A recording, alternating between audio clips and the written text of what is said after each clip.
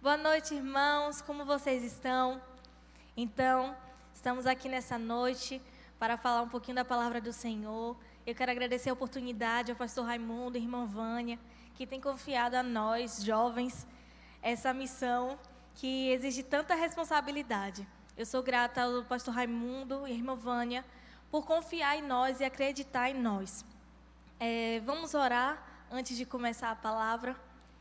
Pai, nós te rendemos graças por essa noite.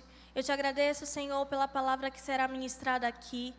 Que venha ser o Senhor falando através das minhas palavras, através da sua palavra, através da minha voz.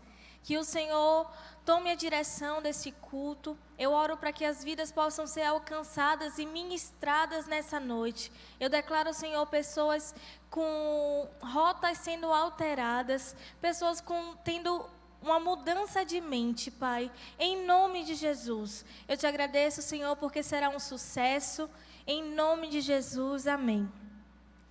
Amém, vamos começar. Eu acredito que o título da mensagem está aí, que é Reaja. E sabe, irmãos, antes de estar aqui ministrando para você, o Senhor falou comigo primeiro e falou muito comigo. Eu queria que vocês abrissem em João 2. Todos nós conhecemos essa passagem, fala do primeiro milagre de Jesus, quando ele transformou a água em vinho. Eu vou começar lendo. No terceiro dia, houve um casamento na Galileia. A mãe de Jesus estava ali. Jesus e seus discípulos também haviam sido convidados para o casamento. Tendo acabado o vinho, a mãe de Jesus lhe disse: "Eles não têm mais vinho." Respondeu Jesus: Quem temos nós em comum, mulher? A minha hora ainda não chegou. Sua mãe disse aos serviçais: façam tudo conforme ele mandar. Ali perto havia 6 potes de pedra, do tipo usado pelos judeus para as purificações cerimoniais. Em cada pote cabia entre 8 e 120 litros. E disse Jesus aos serviçais: encha os potes com água. E encheram até a borda. Então lhes disse: agora levem um pouco ao encarregado da festa. E o resto, todos nós já sabemos. O milagre aconteceu. Sabe que a Bíblia não fala sobre se alguém chegou até Maria e falou: Maria, nós precisamos de ajuda, acabou o nosso vinho. A Bíblia não fala isso. Então, eu, como mulher, eu entendo que Maria percebeu a movimentação e entendeu que alguma coisa estava acontecendo. E Maria, ela correu para alguém que podia fazer alguma coisa, que era Jesus. E sabe, irmãos, Jesus ele estava naquele lugar, naquele momento de problema. Ele estava dentro de um ambiente em que havia um problema. E ele teve uma reação. A reação de Jesus foi solucionar aquele problema.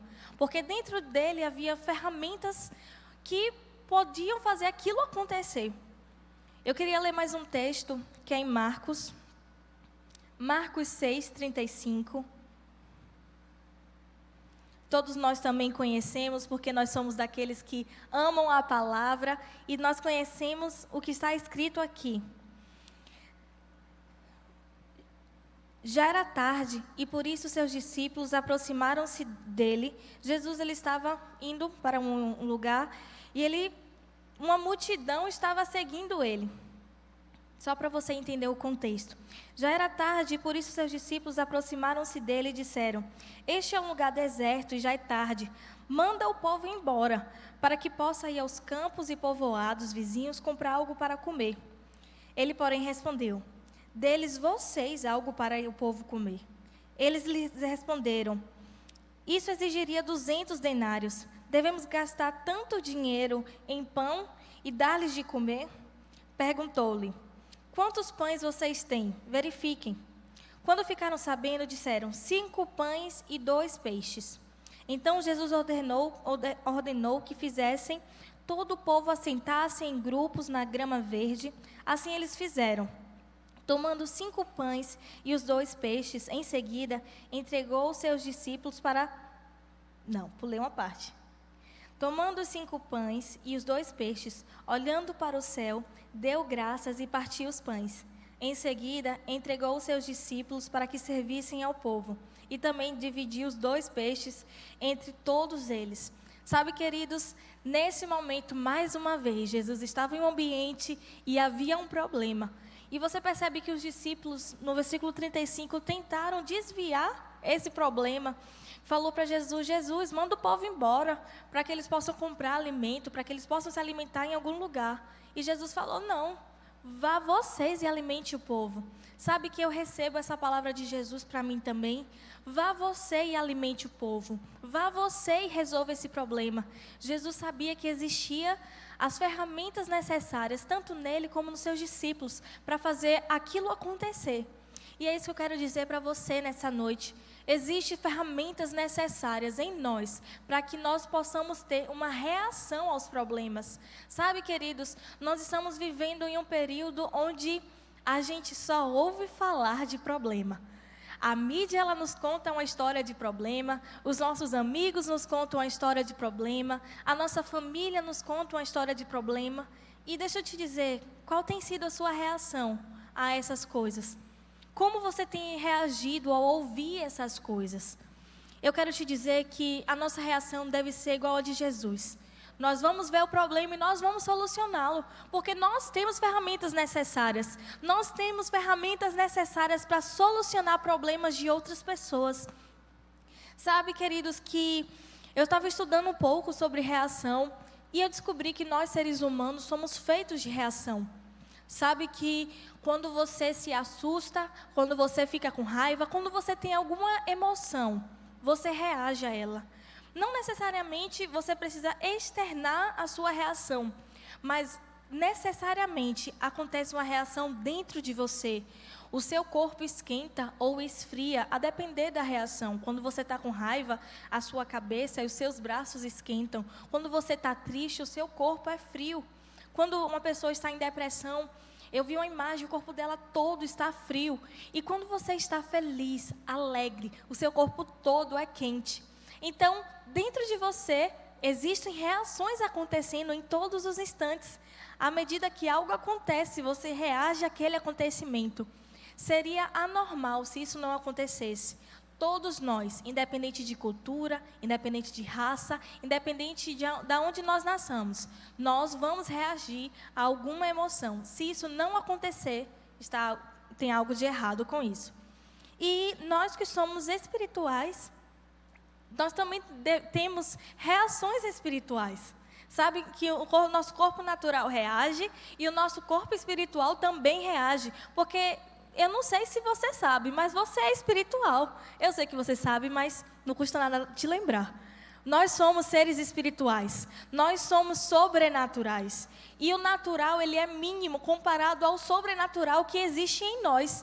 Então, da mesma forma que o nosso corpo reage a algo que está acontecendo, nós, como seres espirituais, também temos uma reação. O nosso espírito reage e nós devemos reagir. É nossa obrigação reagir a doenças, a enfermidades, a falta. Sabe, queridos, que existem pessoas, e eu conheço pessoas que quando ouvem, estou com dor de cabeça, na hora ela vai e impõe as mãos e fala: não, você não pode ficar com dor de cabeça. Existe em mim ferramentas para te curar. Essa é a reação que o nosso espírito tem. E sabe que, por muitas vezes, eu tenho percebido que nós temos ficado abafados, sabe?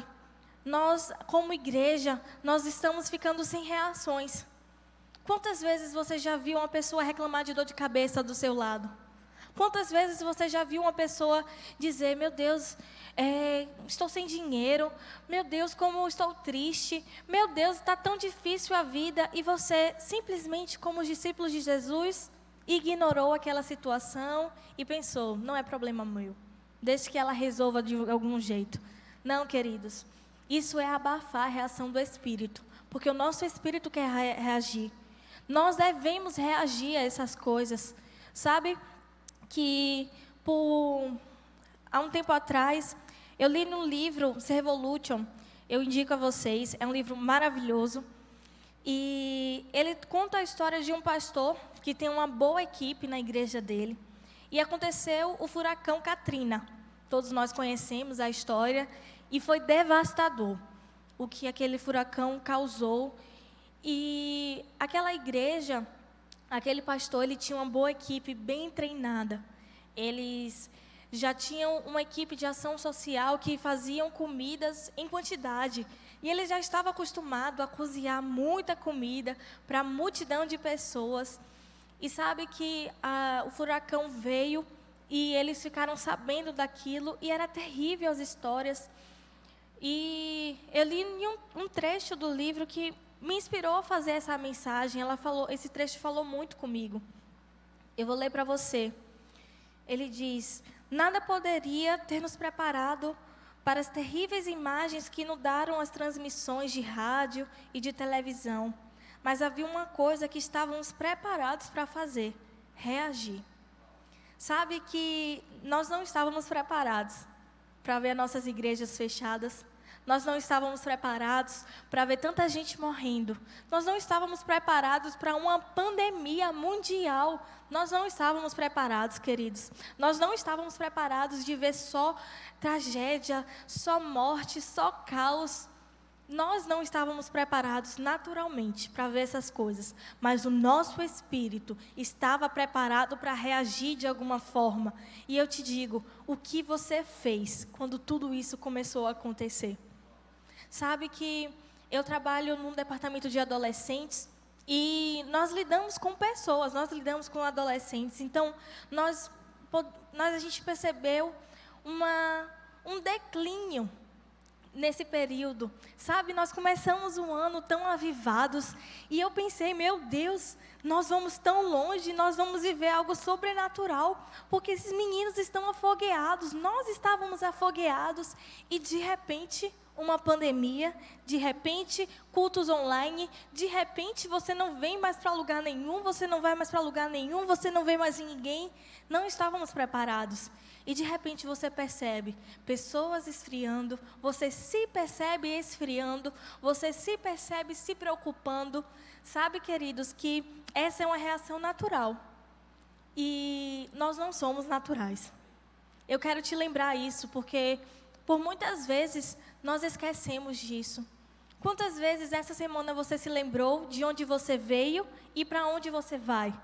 Quantas vezes nessa semana você se lembrou que você está aqui na terra por um propósito, que o Senhor te colocou aqui para fazer alguma coisa? Quantas vezes nessa semana isso invadiu a sua mente e te possuiu de alguma forma, de uma forma que pudesse fazer você trabalhar em cima disso? Quantas vezes? Eu estou falando isso para você porque é algo que tem mexido comigo, porque o Senhor falou comigo, porque eu me percebi nessa situação. Quantas vezes nós percebemos, nós nos lembramos que nós nascemos por um propósito, nós devemos viver para um propósito.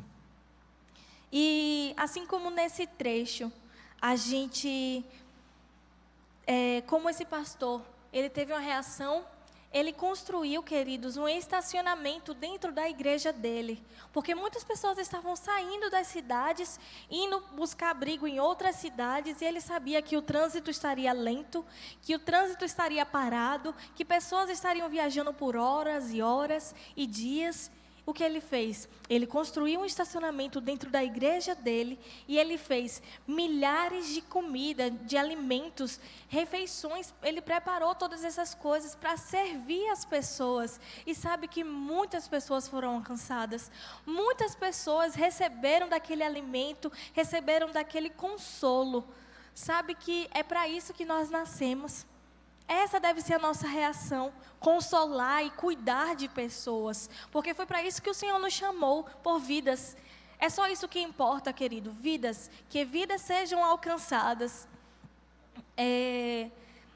Nesse período da pandemia, a gente percebe que muitas pessoas entraram em crise existencial, crise de ansiedade, crise de depressão, síndrome do pânico, e a gente ouve tantas pessoas que adoeceram, não porque pegaram a doença, mas porque ficaram com medo de alguma coisa.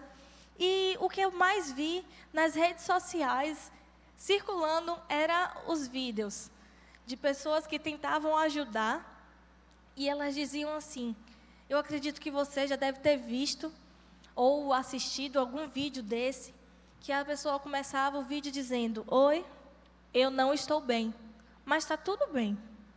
E eu comecei a ver aquilo, de repente um vídeo, de repente 2, de repente 3, de repente a minha rede social ela estava tomada por vídeos assim, de pessoas que estavam tentando ajudar outras, dizendo, tá tudo bem você não estar bem, tá tudo bem se você está ansioso, é normal nesse período. E sabe que dentro de mim, eu pensava, não tá tudo bem não, não tá tudo bem não está bem. Eu comecei a ficar, sabe, incomodada com aquela situação. E sabe, queridos, não está tudo bem em você não estar bem. E não estar tudo bem em você divulgar isso, dizer que está tudo bem você não estar bem. Sabe por quê? Porque se a pessoa que está do seu lado não está bem, a culpa é sua e a culpa é minha. Se a pessoa que eu convivo, ela não está bem, a culpa é minha, porque eu não percebi que ela não está bem. Porque em mim existem ferramentas para ajudá-la. Dentro de você, dentro de mim, existem ferramentas necessárias para ajudar as pessoas. E não estar tudo bem, sabe? Não está tudo bem e em você não está bem. Sabe? Jesus, Ele pode te ajudar. É isso que você tem que dizer para essas pessoas. É isso que você tem que responder a essas pessoas, responder a esses vídeos. Se alguém dizer para você, eu não estou bem, mas está tudo bem e não estar bem, né? Não está tudo bem não, venha cá, eu vou orar por você, isso vai mudar. Essa situação, ela precisa mudar, porque eu vou orar e vai mudar. O que está acontecendo? Você está depressivo, você está ansioso, vem aqui, eu vou impor as mãos e você vai ser curado. Seu cabelo está caindo, você está com uma doença que se coça, você vai ser curado, porque eu vou impor as mãos sobre você e você vai ser curado. Sabe que é isso que nós precisamos fazer. A gente não pode ver tudo acontecendo e deixar para lá, como os discípulos quiseram fazer com Jesus. Jesus, despede o povo, manda embora, manda comer em outro lugar. Não, você vai dar o alimento. Nós vamos dar o alimento para esse pessoal, essas pessoas que precisam de ajuda. Somos nós, queridos. Sabe, voltando para aquilo que eu falei, o Senhor nos colocou na terra para um propósito. Existem duas perguntas que você precisa se responder sempre. Você precisa ter a resposta dessas perguntas e você precisa, em todos os instantes, lembrar dessas respostas. Que é, quem eu sou e o que eu nasci para fazer. Porque são as duas áreas onde Satanás mais tenta nos cutucar.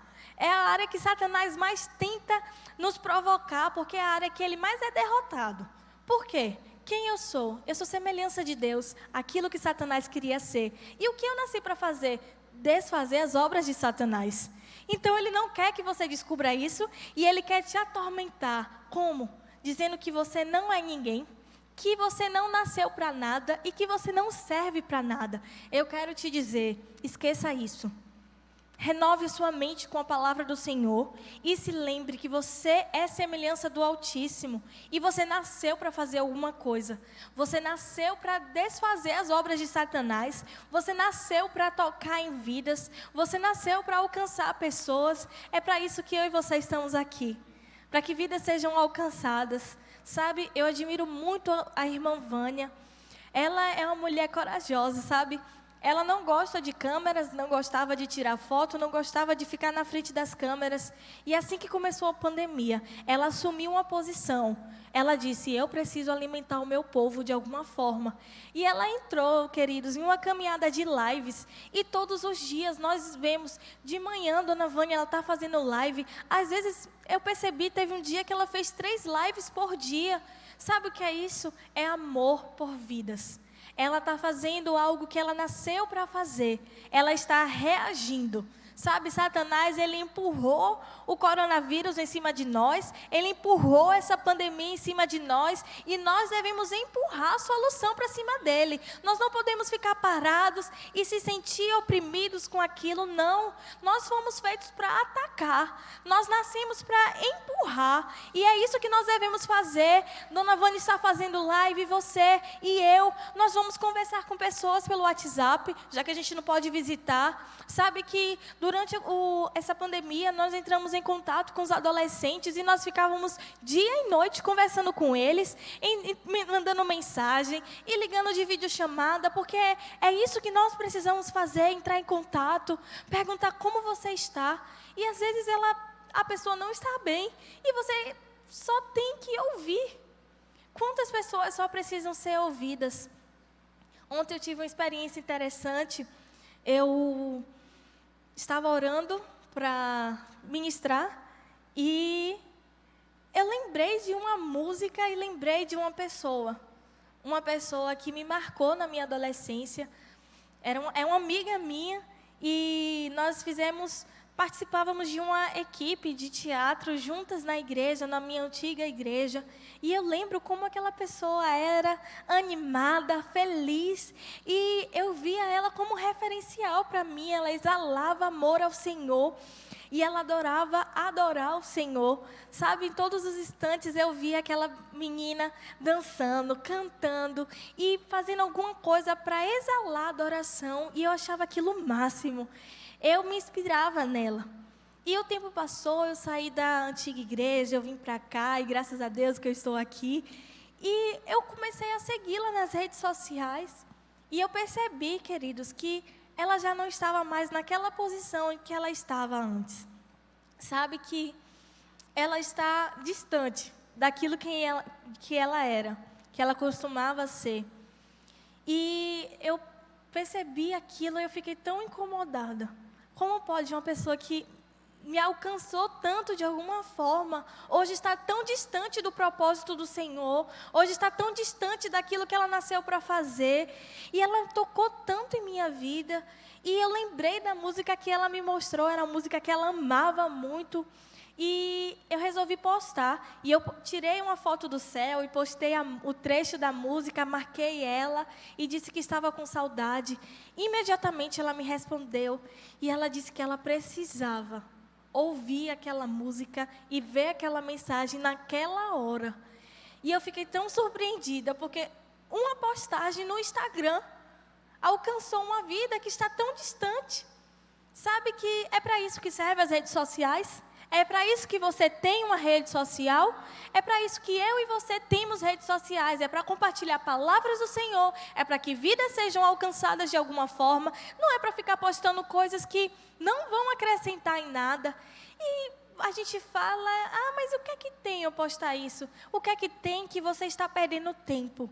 Porque vidas precisam ser alcançadas, porque vidas precisam ser tocadas por vocês. Existem vidas que só vão ser alcançadas por você. E enquanto você fica postando fotos de biquíni, fotos fazendo isso, foto fazendo aquilo, foto de nada com nada, no Instagram, as vidas não vão ser alcançadas e você só está atrasando o tempo que você poderia estar investindo em cuidar de pessoas.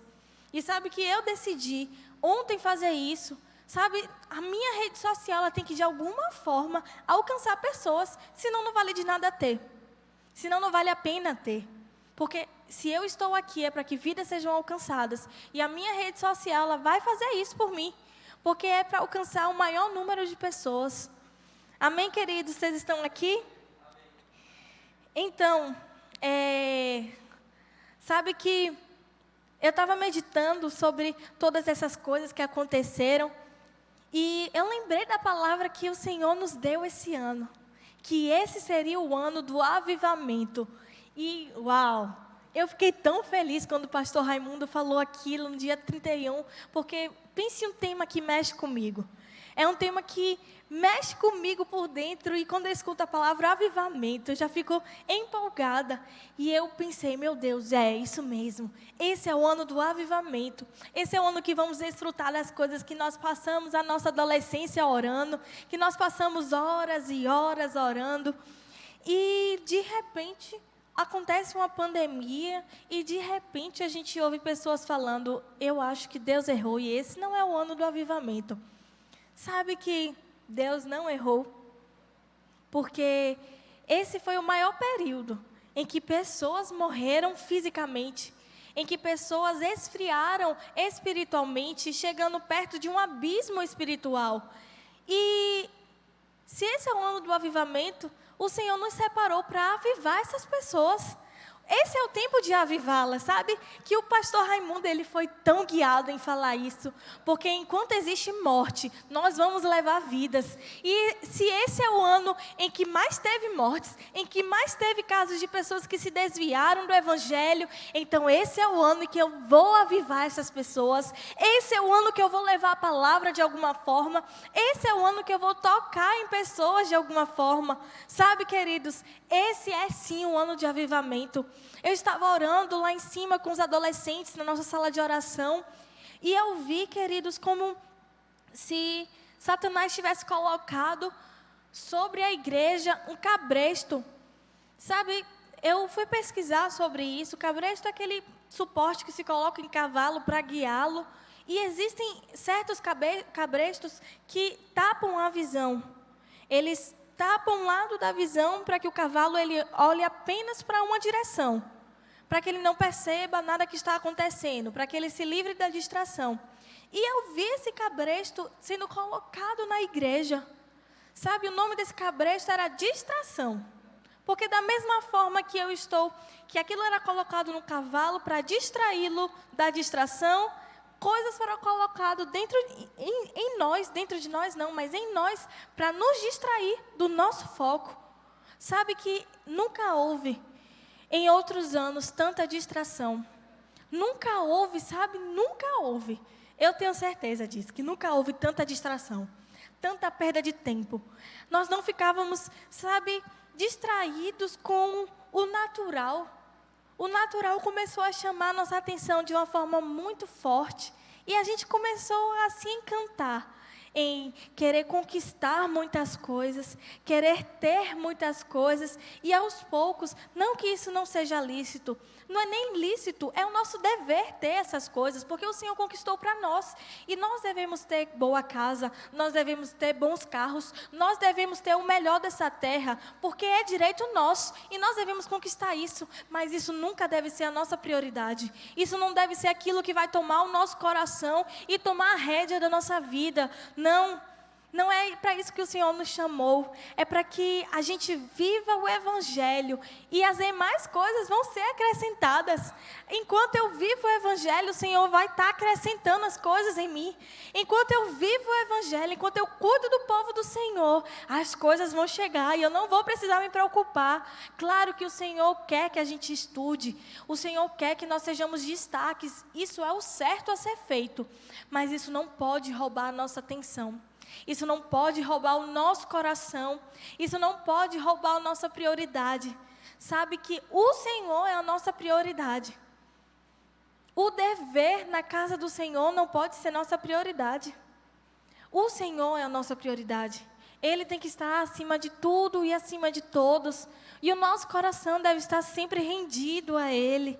Sabe que as coisas que eu faço para Ele, na casa dEle, na igreja, não pode roubar o meu coração, não pode roubar o meu tempo, não pode me desviar do foco. E em um livro de Wayne Cordeiro, esse autor é muito bom, indico para vocês. O livro é peneirado, muito bom. Ele fala sobre esfriamento e fala sobre não se esfriar do evangelho, mas se esfriar enquanto trabalha na igreja. E ele destaca em um trecho que o que ele fala para as pessoas que trabalham com ele é: uma mente sempre vai alcançar outra mente, mas só um coração vai alcançar outro coração. Então você e eu precisamos entender que o nosso coração, ele precisa estar no Senhor, acima de todas as coisas. E eu vi aquilo, eu vi como se fosse Satanás colocando cabresto na igreja, distraindo para algo que iria acontecer. E na mesma hora eu lembrei, esse é o ano do avivamento. E nós não podemos nos esquecer disso. Essa é a instrução do Senhor para esse ano. Esse é o nosso dever, essa é a direção que o Senhor nos deu para viver nesse ano. Viver um avivamento. Revolucionar algumas coisas. E eu não sei como você costuma ver um avivamento, mas avivamento, ele é representado por vidas se rendendo, vidas sendo alcançadas, vidas sendo restauradas, e é isso que nós devemos fazer. Nós não podemos perder tempo em perder tempo. Nós não podemos passar tempo com outras coisas a não ser o Senhor e o serviço a Ele, em cuidar de pessoas. Eu vou sempre falar isso porque é algo que mexe comigo. Nós precisamos sempre cuidar de pessoas. Cuidar e amar. E sabe, queridos, que esse é o tempo de fazer isso. Esse é o tempo da gente fazer essas coisas. Eu estava lendo um trecho da Bíblia que fala sobre aquele paralítico no tanque de Betesda. Ele passou 38 anos esperando as águas se mexerem e alguém jogá-lo ali dentro. E sabe que existem hoje pessoas que estão esperando a água se mexer e elas serem jogadas. Sabe que não se impressione, existem sim pessoas que estão esperando isso. E eu fui pesquisar, Betesda significa a casa da água que flui. E quando eu ouvi isso, eu falei, uau! Sabe que o Senhor, Ele fala conosco que dentro de nós existem rios que fluem. E eu pensei, meu Deus, nós somos Betesdas ambulantes. Nós somos aquele que dentro de nós existem rios, existem águas que fluem e que transportam cura. E existem pessoas em algum lugar do mundo, em algum lugar da esfera da sociedade que está esperando ser lançada nesse lugar, está esperando por você. E é por isso que eu admiro muito Dona Vânia, ela tem pregado muito sobre isso, sobre as 7 esferas da sociedade. Sabe que nós precisamos sim invadir esses lugares. Invadir esses lugares, sabe que você estuda para ser médico, você estuda para ser engenheiro, você acha que é para enriquecer, que é para ter uma boa casa, mas o Senhor sabe que é para alcançar uma pessoa, que é para alcançar uma família, que é para alcançar alguém. Então é por isso que nós estamos aqui. É por isso que nós estamos aqui, queridos, porque nós somos como Betesda. Somos a água que flui dentro de nós, precisa alcançar alguém. A água que flui dentro de você precisa alcançar alguém. Se permita, sabe, tenha uma reação aos problemas. Sabe, tenha uma reação aos problemas que acontecem com você. Pegue a palavra e se apoie nela, porque é ela que vai te sustentar nos momentos difíceis, é ela que vai te guiar, é ela que vai ser o sustento para você, a palavra do Senhor. Sabe, queridos, a nossa reação enquanto os problemas acontecem é que vai nos diferenciar do mundo. É como nós reagimos que vai fazer de nós diferentes. É como nós reagimos, é como nós expressamos que vai fazer de nós diferente das pessoas. E é por isso que as pessoas vão vir até nós e perguntar: o que é que você tem? O que é que você tem que você está assim? Como é que você consegue estar feliz nesse período? E eu vou dizer: Jesus habita em mim. Você quer? É por isso que nós nascemos, queridos. É para isso que nós estamos aqui. Para que vidas sejam alcançadas, vidas sejam tocadas. E você que está me assistindo agora e ainda não fez uma aliança com o Senhor, e está ainda sem entender um pouco do que eu estou falando, mas percebe que em você existe uma necessidade. Eu quero te dizer, sabe, que Jesus, Ele morreu e ressuscitou para que você seja alcançado de alguma forma. E se você está me ouvindo e deseja fazer parte dessa grande família, eu quero que você agora faça uma oração comigo. Eu quero que você diga seu nome, diga seu nome. Entrego a minha vida ao Senhor. Peço perdão de todos os meus pecados e decido hoje fazer do Senhor o meu Senhor e Salvador. Em nome de Jesus. Amém. Então, se você fez essa oração, nós temos o contato aqui embaixo. Entre em contato conosco. Nós iremos cuidar de você. Sabe que as nossas igrejas, a nossa igreja, ela vai estar sempre de portas abertas para você. E entre em contato conosco, nós vamos cuidar de você. Amém?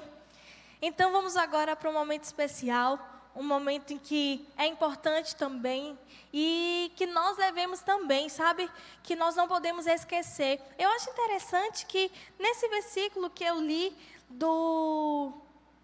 em que Jesus ele multiplicou o pão, eu acho interessante que uma parte dos versículos, os discípulos falam,